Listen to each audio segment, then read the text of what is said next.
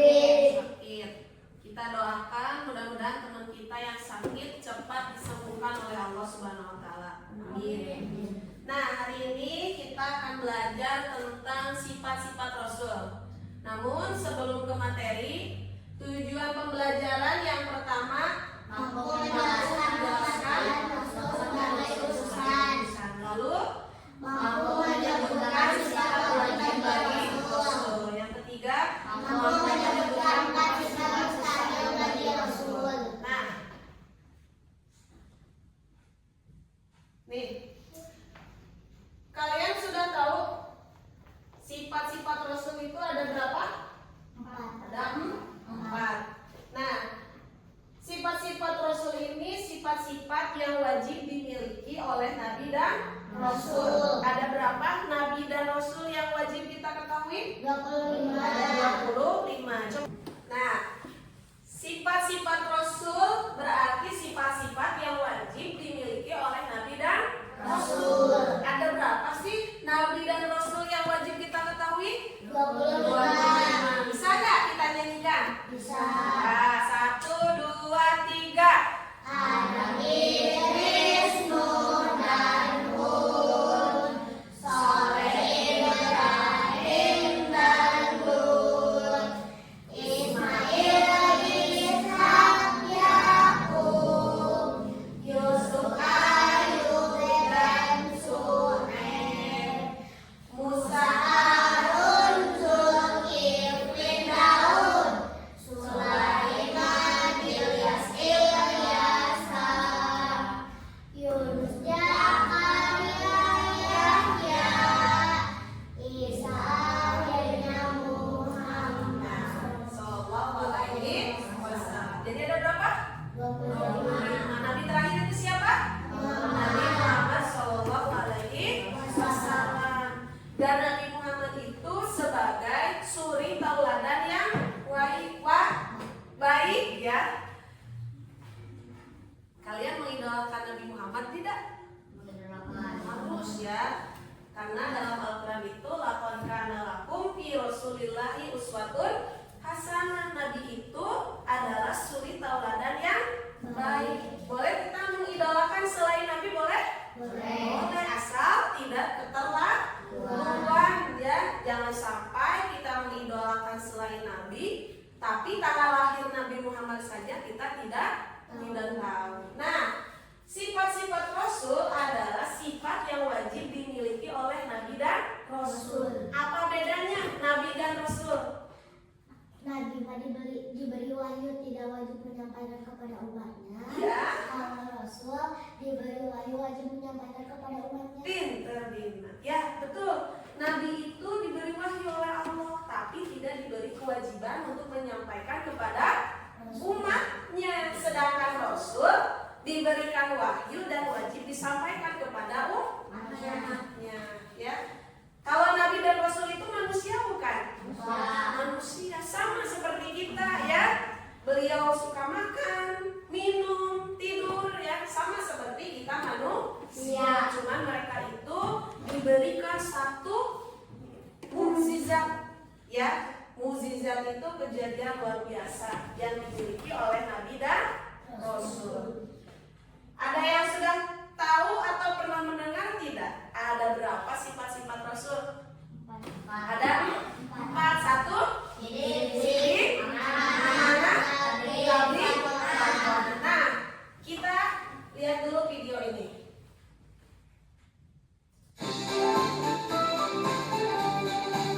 Lihat kan?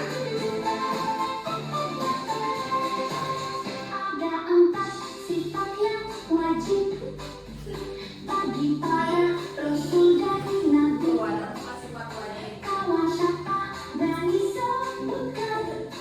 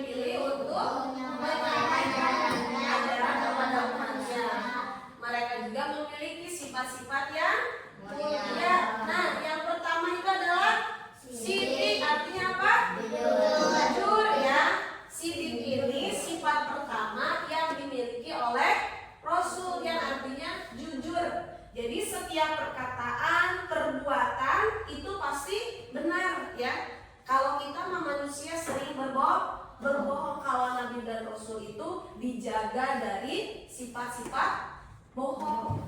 Kita sering berbohong tidak? Sering. Nah, nanti mah jangan ya, jangan banyak-banyak bohong. Lalu yang kedua itu amanah. Apa artinya amanah? Dapat dipercaya.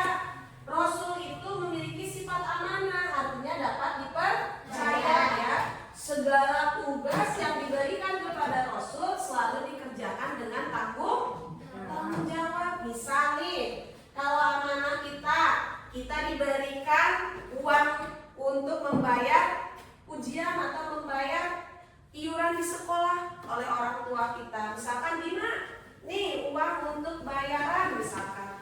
Dina nggak boleh dijajanin uangnya ya, tapi harus diberikan kepada ibu bapak guru untuk membayar iuran. Ada tidak yang misalkan dikasih uang oleh orang tua buat beli buku atau apa, malah kita jajanin? Ada tidak?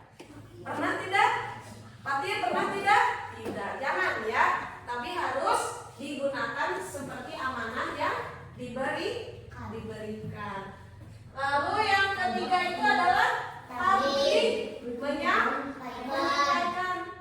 Tabligh ini artinya menyampaikan. Jadi Rasul itu menyampaikan apa?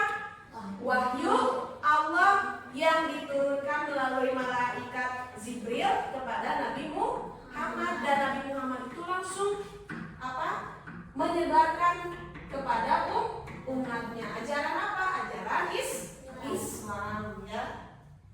Lalu patonah. Apa artinya patonah? Fatir. Patonah apa artinya? Cerdas, pintar. Jadi sifat patonah itu berarti cerdas ya. Rasul itu selalu menggunakan apa? Akalnya ya, dengan baik dalam mengambil keputusan yang bijak. Dan kita itu wasilah kita pergi dari rumah ke sekolah itu adalah untuk menuntut ilmu. Berarti untuk apa? Menambah kecerdasan. Kira-kira kalau kita nggak sekolah, nggak belajar, bisa tidak? Bisa pintar tidak? Tidak ya. Nah makanya Rasul itu diberikan sifat patonah. Kita juga harus memiliki sifat patonah. Dan kita juga harus memiliki sifat yang tadi, sidik ya. Lalu apa lagi? Amanah. Lalu tabligh dan patonah. Keempat sifat Nabi dan Rasul ini wajib kita miliki juga ya. Tidak boleh kita sampai tidak punya nih sifat-sifat Rasul ini. Nah, dari sifat wajib ada juga sifat mustahil. Yang tadi, yang pertama apa? Kidzib. Artinya apa? Bohong. Berarti lawannya apa tadi? Sidik. Berarti sidik dari jujur, dan Rasul itu mustahil. Mustahil itu tidak mungkin ada pada diri Nabi dan Rasul, itu kidzib artinya bohong. Ya, yang kedua, khianah artinya berkhianat atau tidak percaya. Kalau seseorang sudah berkata bohong, sekalinya jujur, nanti dia tidak akan dipercaya lagi. Kalau bohong nanti akan terus mencari kebohongan yang lain. Kira-kira temannya mau nggak nemenin temannya yang bohong? Enggak ya? Mau berteman sama orang pembohong? Enggak. Yang ketiga itu kitman, menyembunyikan kebaikan tapi menyebarkan keburukan, nggak boleh ya. Yang terakhir itu apa? Balada, artinya bodoh. Mustahil Nabi dan Rasul itu memiliki sifat balada atau bodoh ya. Kalau Rasul itu rukun iman keberapa sih? Ada yang tahu tidak? Iman kepada Rasul. Ayo, rukun iman ada berapa? 6. 1, 2, 3. Kitab-kitab. Yang keempat. Yang kelima. Yang keenam. Nah, berarti iman kepada Rasul itu rukun iman yang berapa? Yang keempat. Ya. Coba kita tepuk sifat wajib bagi Rasul. Bisa tidak? Tepuk sifat wajib bagi Rasul. Sidik, jujur,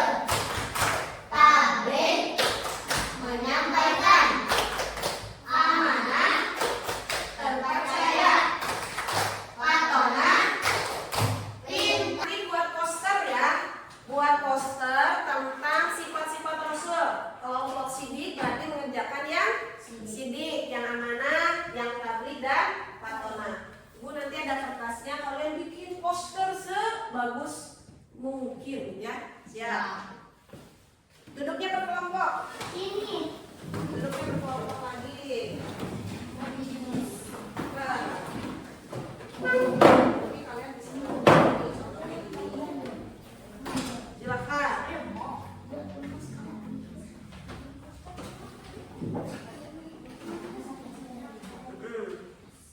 Jadi, Bu kasih waktu 10 menit ya. Nanti setelah itu kalian mempresentasikan ke depan.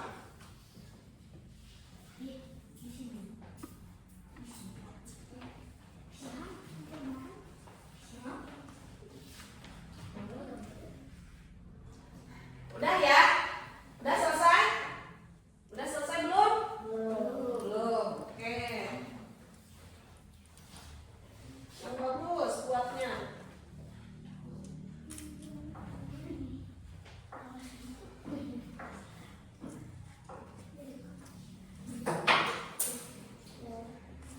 Udah beres? 2 menit lagi waktunya.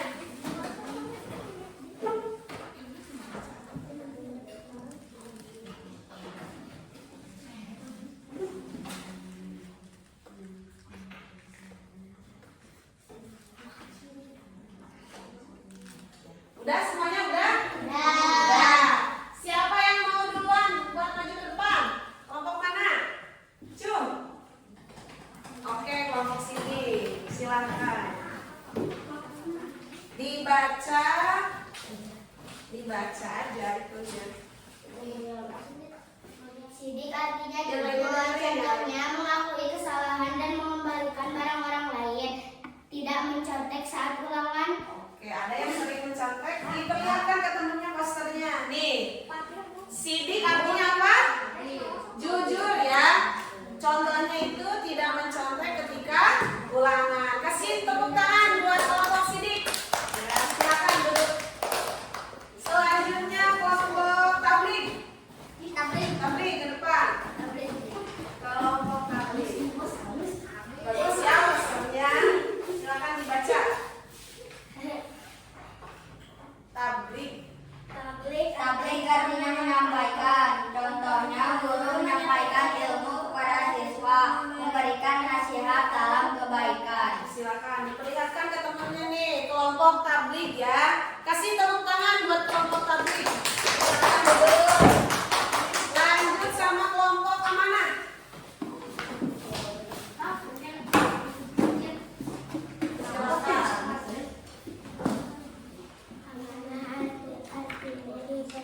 Contohnya menyampaikan pesan atau kesulitan yang disebutkan orang lain kepada kita. Ya, diperlihatkan ke temannya. Ini kelompok amanah-amanah itu dapat dipercaya. Tepuk tangan buat kelompok amanah. Silakan duduk lagi. Terakhir kelompok patona. Silakan kelompoknya ke depan. Dibacain sama siapa? Oke, Rifa, baca Pak. Patona artinya pintar, contohnya pandai memberikan sehat, baik, cerdas dalam bertutur kata yang baik. Oke, kecil diperlihatkan ke temennya. Ini tentang patona ya, yang artinya apa? Pintar. Kasih tepuk tangan untuk kelompok patona. Nah, seperti itu ya. Kalian sudah bisa memahami arti dan contohnya dalam kehidupan sehari-hari. Kalian nanti bisa bikin poster yang bagus lagi ya. Boleh dari Canva, boleh dari apa? Tulisan tangan sendiri boleh ya. Banyak cara untuk kita membuat poster tentang kebaikan. Oke, dicukupkan